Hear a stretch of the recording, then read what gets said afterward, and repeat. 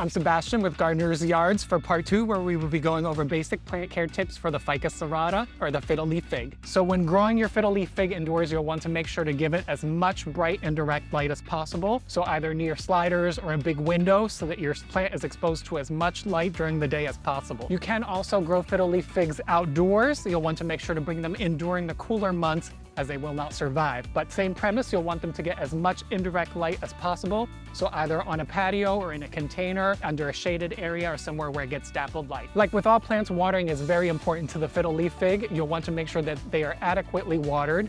One of the tips and tricks that we use is by inserting your finger into the pot about 2 inches down.